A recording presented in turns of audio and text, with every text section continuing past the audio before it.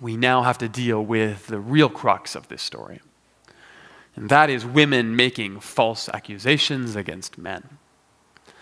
And we live in a world right now where women are finally being encouraged to speak out against injustice.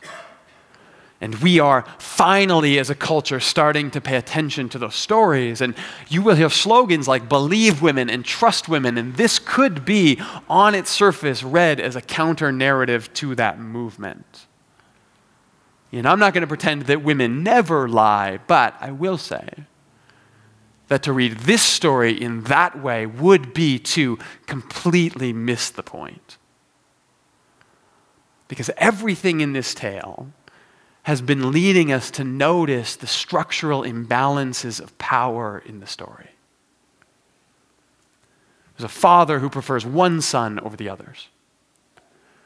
There's brothers who physically overpower their smaller sibling. There's a boy sold into slavery to a powerful official. There's a slave who has no legal autonomy over his body or sexuality, accused of an attempted rape and given no ability to defend himself against that.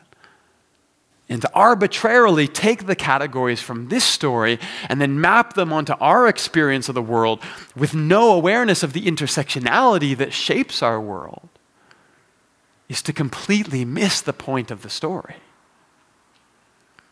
Because this story has been very carefully designed to get you to listen to those you normally would not listen to.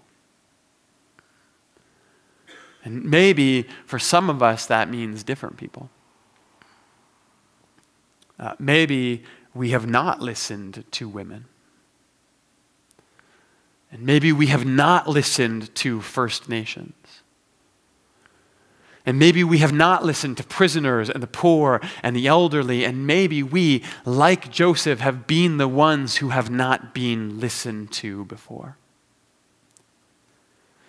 And I'm sorry for all the times that I have not listened well to your story. But this is the challenge of the story.